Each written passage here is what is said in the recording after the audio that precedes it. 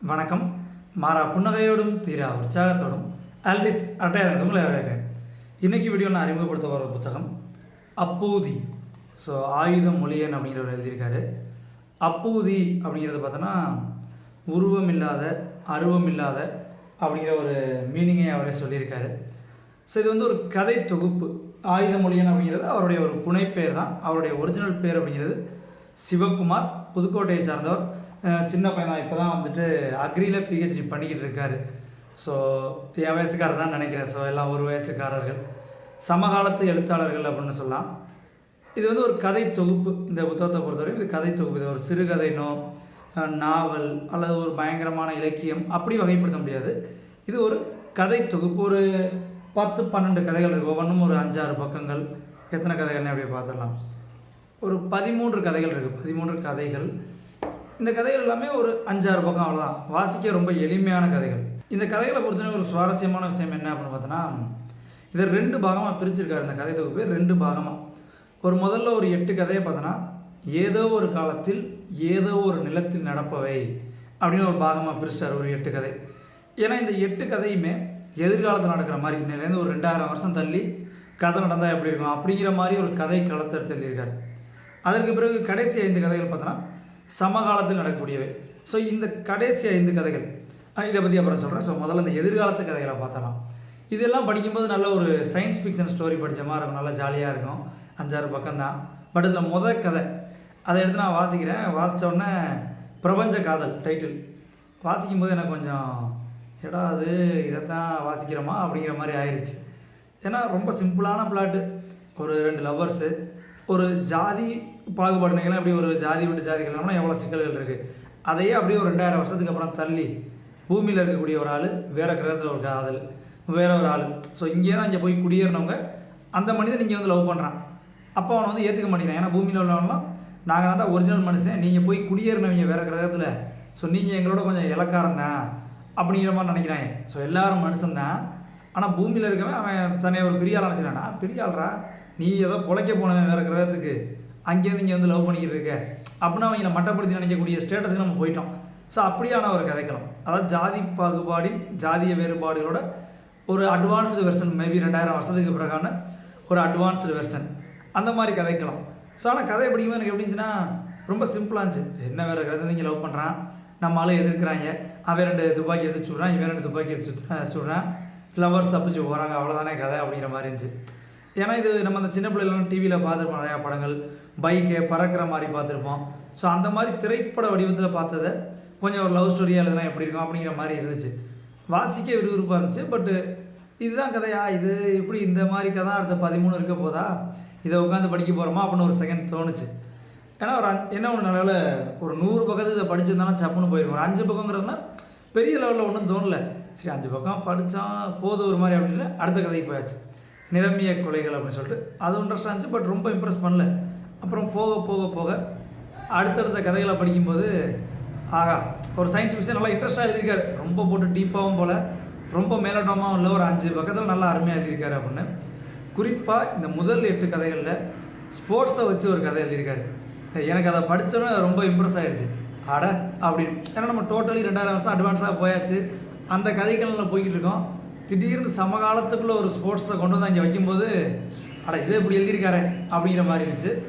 இதை எப்படி இந்த கதைகளெல்லாம் சொல்லலாம் அப்படின்னா, இன்றைக்கி நம்ம கேட்டுக்கிட்டு இருப்போம். எப்படின்னா இன்னும் கொஞ்சம் நாளில் ஃபோன் போயிடும், எல்லாமே சிப்பு மனுஷன் உடம்புல செலுத்திடுவான், அதை வச்சே மனுஷன் பேசிக்கிடுவான், காற்றுல அவன் பாட்டுக்கு பேசிட்டு போகிறான் அப்படின்னு சொன்னால் எப்படி இருக்கும். இன்றைக்கி அது மாதிரி டாக் இருக்குது. கூகுள் லென்ஸ்லாம் இருக்குது. கண்ணாடியை போட்டாலே போதும், விர்ச்சுவல் வேர்ல்டுக்குள்ளே போயிடும் அப்படின்னு டாக் இருக்குது. இன்னும் 100% வெற்றி அடையலை, பட் டாக் இருக்குது. இதையே ஒரு 2000 வருஷம் கழிச்சு இப்படி தான் இருக்கும் அப்படின்னு நமக்கு இந்த கதை வச்சு எழுதுனா எப்படி இருக்கும். அந்த மாதிரி ஒரு சயின்ஸ் ஃபிக்ஷன் கதைகளாக சுவாரஸ்யமாக இருந்துச்சு. அடுத்த பாகம் 2வது பாகத்தை பொறுத்தவரையும் நிகழில் கொஞ்சம் நடப்பவே அப்படின்னு அவரே சொல்லிட்டாரு. இந்த கதைகளை பொறுத்தவரையும் நல்ல ஒரு இலக்கிய தரத்தோடு இருந்துன்னு சொல்லலாம். ஏன்னா இந்த எழுத்தாளரை பொறுத்தவரையும் நிறைய இலக்கிய கதைகள் இலக்கிய ஜேர்னல்ஸில் போட்டு கதைகளுக்கு வந்து ப்ரைஸ் வாங்கியிருக்காரு. சிறுகதை போட்டியில் நிறைய ப்ரைஸ் வாங்கியிருக்காரு. ஸோ அந்த 2வது பாதி கதைகள் பார்த்தோன்னா ஒரு 5 கதை இருக்குது. ஒவ்வொன்றுமே ஒரு நல்ல இலக்கிய தரம். இன்னும் சொல்ல போனால் இந்த கதை தொகுப்பு ஒரு பிரிச்சுக்கலாம். முதல் 8 கதையில் இன்னும் கொஞ்சம் கதைகளை சேர்த்து ஒரு சயின்ஸ் ஃபிக்ஷன் ஜேர்னர் மாதிரி அந்த கதைகளை தள்ளிட்டு இந்த 5 கதைகளோட இன்னும் ஒரு 10 கதைகளை சேர்த்து சிறுகதை தொகுப்பு மாதிரி தனியாக தள்ளியிருக்கலாம். ஸோ ஆனால் இந்த ஒரு புக்கில் உங்களுக்கு ரெண்டுமே கிடைக்கிது, கொஞ்சம் சிறுகதை தொகுப்பு மாதிரியும் கொஞ்சம் சயின்ஸ் ஃபிக்ஷன் மாதிரியுமே கொஞ்சம் உங்களுக்கு கிடைக்கிது. ஸோ இந்த இப்போ 2வது பாதியில் பார்த்தோன்னா ஒரு கதை 5ஆம் வகுப்பு ஆ பிரிவு அப்படின்னு ஒரு கதை, அது மாதிரி இன்னொரு கதை பேர் மாதிரி நான் பார்க்குறேன். அது ரெண்டுமே ரொம்ப சூப்பராக இருந்துச்சு, எனக்கு ரொம்ப பிடிச்சிருந்துச்சு. ஒரு ஊரின் மயிர் அப்படியே இருக்கும். ஸோ 5ஆம் வகுப்பு ஆ பிரிவு அப்படிங்கிறது ஒரு லவ் ஸ்டோரி, ஆனால் இருவேறு உலகங்களை சேர்ந்த சமுதாயத்தால் ஒதுக்கி வைக்கப்பட்ட கீழானவர்களாக பார்க்கக்கூடிய அவருடைய காதல், அவங்களுக்கு வாழ்க்கையின் மீதான ஒரு ஆர்வம், நான் வாழணும் அப்படின்னு நினச்சி விரும்பக்கூடிய நபர்கள், அவங்களுடைய வாழ்க்கை.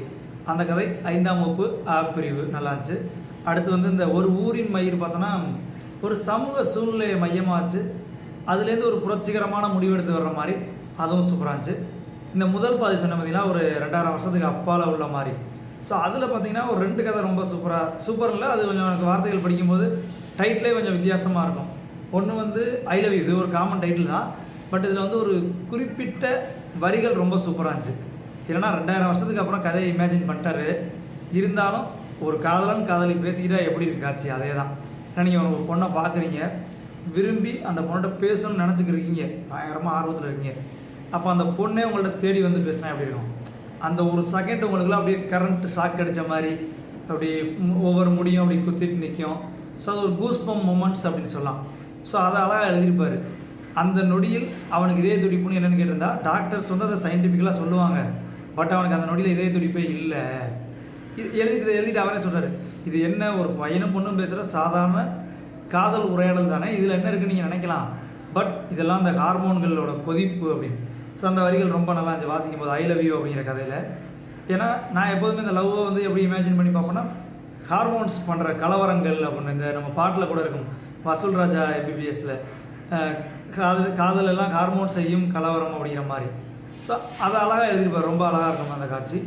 அது மாதிரி ஆர்கசம் அப்படின்னு ஒரு கதை, இதெல்லாம் 18+ கதை தான், பட் அது ஒரு வித்தியாசமான ஒரு 2000 வருஷத்துக்கு பிறகு எப்படி இருக்கும் அப்படின்னு நல்லாவே ஒரு பாதி நல்ல அறிவியல் புனைவு மாதிரி, இன்னொரு பாதி இலக்கிய தரத்திலான சிறுகதைகள் நல்லா இருந்துச்சு, ரொம்ப சூப்பராக இருந்துச்சு. 2 பக்கம் உள்ள கதை நல்லா இருந்துச்சு. தொடங்கும் போது லைட்டாக தொடங்கி அப்படி நல்லா ஃபாஸ்ட்டாக போய் சூப்பராக முடிஞ்சு, வாய்ப்பு கிடைச்சா வாட்சி பாருங்கள். இந்த புத்தகம் மட்டும் இல்லாமல் நான் இதை வாட்சி முடிஞ்சு அப்படி முடிக்கும் போது பார்க்குறேன், லாஸ்ட்டில் எவ்வளோ புத்தகம் எழுதியிருக்காரு. கவிதை தொகுப்பு ஒரு 9 எழுதியிருக்காரு.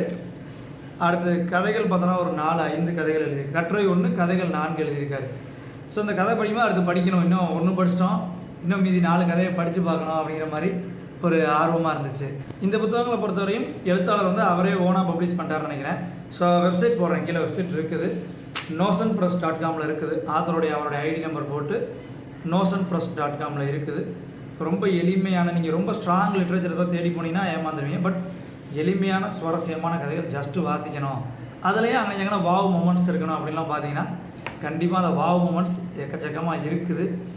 எனக்கு பிடிச்ச கதைகளும் அது மாதிரி இருக்குது. ஸோ ட்ரை பண்ணி பாருங்கள், வாட்சிருந்தீங்கன்னா உங்களுடைய அனுபவங்களை ஷேர் பண்ணுங்கள். இது மாதிரி இன்னும் நிறைய புத்தகங்களை குறித்த வீடியோக்கள் நம்ம சேனலில் இருக்குது, மறக்காமல் பாருங்கள், சப்ஸ்கிரைப் பண்ணுங்கள். நம்ம சேனலில் உங்கள் நண்பர்களுக்கும் சொல்லுங்கள். மறுபடியும் இன்னும் ஒரு வீடியோவில் இன்னும் சில புதிய புத்தகங்களை பற்றியும் நிறைய தகவலுடன் சந்திக்கிறேன். தொடர்ந்து வாசிப்போம். நன்றி.